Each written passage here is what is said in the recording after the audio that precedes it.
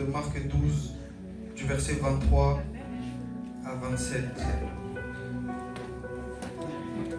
Je lis la parole de l'Éternel. La Bible dit ceci.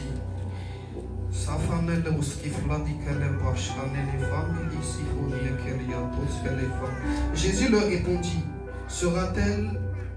Jésus leur répondit, n'êtes-vous pas dans l'erreur parce que vous ne connaissez ni les Écritures ni la puissance de Dieu? En effet, à la résurrection, les hommes et les femmes ne se marieront pas. Elles seront comme les anges dans le ciel.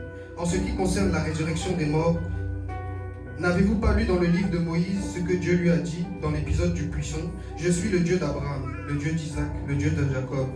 Dieu n'est pas le Dieu des morts, mais des vivants. Vous êtes complètement dans l'erreur. Que Dieu nous bénisse au plus absolument.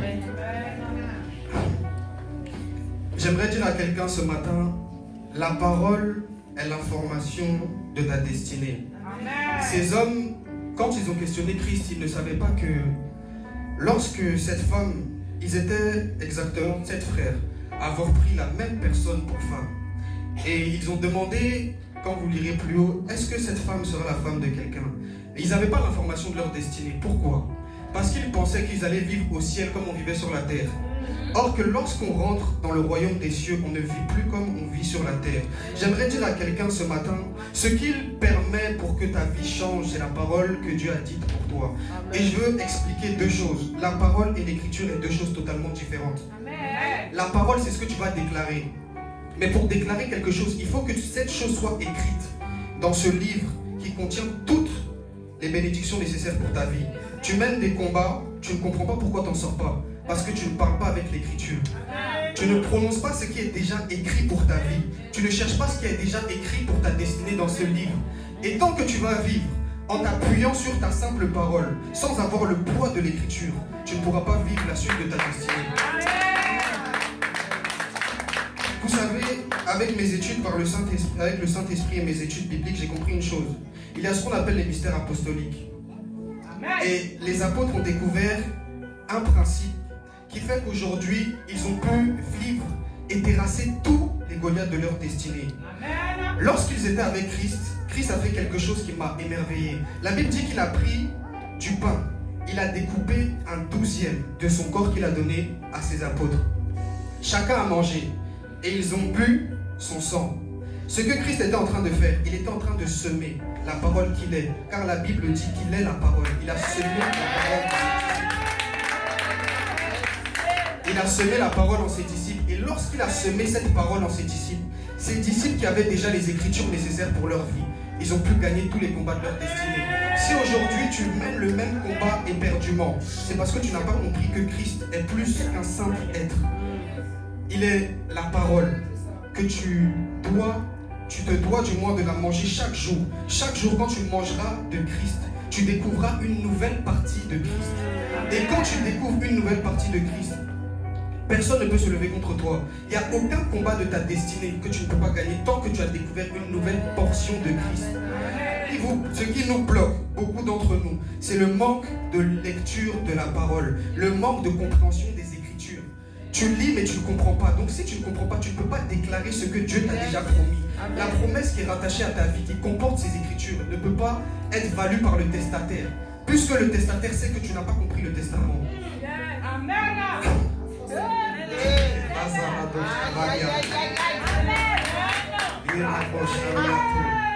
Il est le testataire. Il a écrit son testament.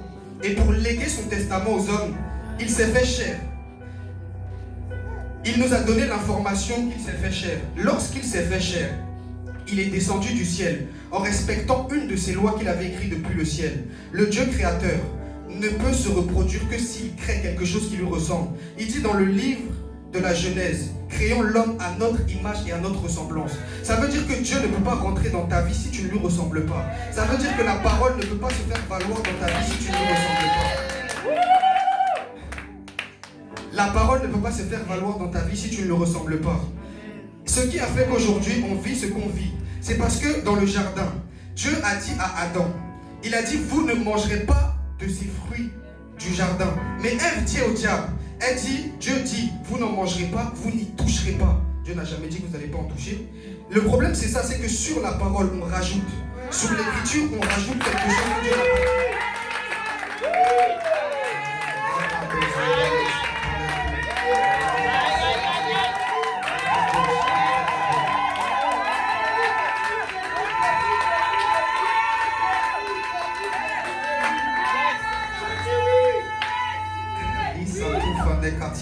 On rajoute des choses qui font qu'on ne peut pas faire.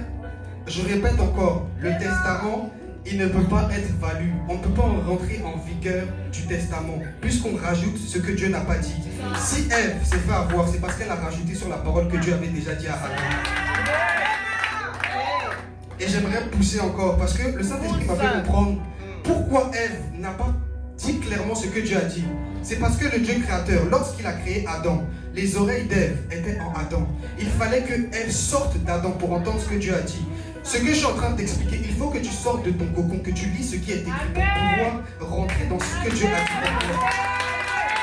Tant qu'Ève est en Adam, elle ne peut pas dire totalement ce que Dieu lui a dit. Elle est obligée de rajouter quelque chose. Tant que toi-même tu n'as pas changé de vie, tant que tu ne vis pas en Christ, que tu ne reflètes pas Christ, tu ne transportes pas le 12e de sa portion de son corps, tu ne peux pas faire valoir ce testament. Donc les Écritures sont caduques pour ta vie. Or que Dieu veut que ces Écritures qu'il a laissées pour nous soient une preuve que son Fils est mort, ressuscité, qu'il nous a rachetés et il nous a amenés à avoir une vie nouvelle. La vie nouvelle se trouve en Christ. Il n'y a nul endroit et nulle personne sur cette terre qui peut te donner une vie nouvelle si ce n'est Christ. Christ transporte tout ce que tu as besoin. Voilà pourquoi il s'est fait chair et il a donné de sa chair à ses disciples.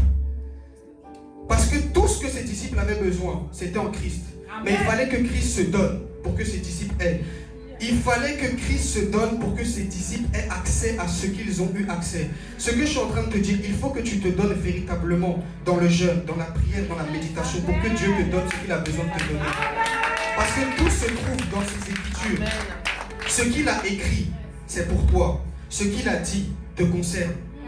Et tant que tu ne comprends pas que ce qui est écrit et ce qui est dit est différent, mais ça te concerne et ça t'appartient, tu ne pourras pas vivre ce pourquoi Dieu t'a appelé sur cette terre. Tu ne pourras pas marcher dans la révélation du Père. Tu ne seras qu'un fils qui transporte un testament qu'il ne comprend pas. Tu seras un fils qui va avoir l'impression qu'il est abandonné. Par moments, tu te sens abandonné. Tu es effrayé. Tu as l'impression que tu es seul. C'est parce que ce qui est écrit, tu penses que ça ne te concerne pas, alors que ça te concerne depuis le ciel. Puisque Dieu a écrit son livre dans le ciel avant de l'envoyer sur la terre. S'il n'avait pas écrit dans le ciel avant d'envoyer sur la terre, toi et moi nous ne serons pas encore en vie. C'est parce que l'écriture existe depuis le ciel. L'écriture est plus vieille que nos jours les plus vieux sur cette terre, mais on ne l'a pas compris. La parole est plus vieille que nos vieux jours sur cette terre, mais on ne l'a pas compris.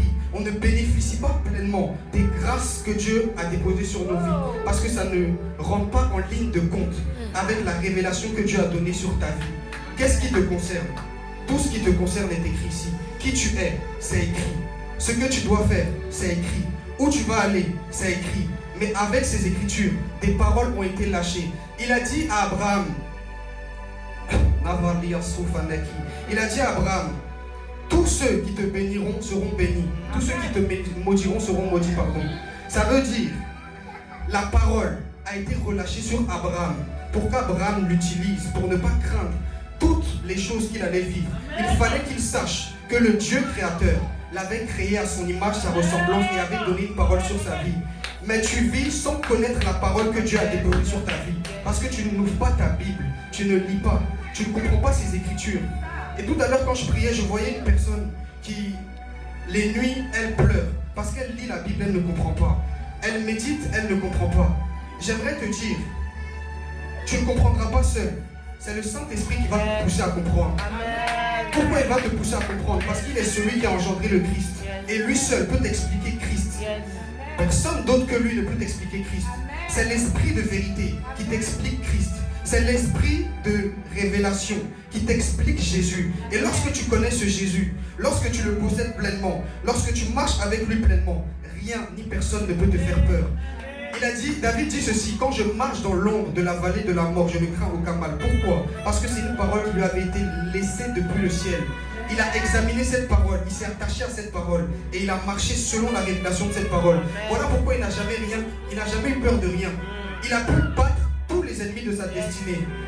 Temple des vainqueurs, il est temps qu'on marche avec l'écriture et la révélation de la parole. Il est temps qu'on marche avec l'écriture et la révélation de la parole. Et Christ peut t'emmener à ça. Désire un plus de Christ. Cherche plus Jésus-Christ de Nazareth, le ressuscité, celui qu'on appelle le charpentier, le fils de l'homme, celui qui est mort et ressuscité pour ta vie. 2 jours sont passés, il est encore enfermé dans le tombeau.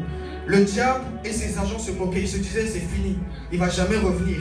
Mais le 3e jour, le ciel et la terre ont grondé. Il est sorti du sépulcre des morts et il est parti récupérer la clé du séjour des morts. Pour te chercher, il est parti chercher du moins ton identité, ta révélation, ta bénédiction, ton mariage, ta prospérité, ton abondance, ton succès, ta richesse. Il a récupéré toutes ces choses pour toi parce que c'était écrit, il fallait qu'il meure et ressuscite.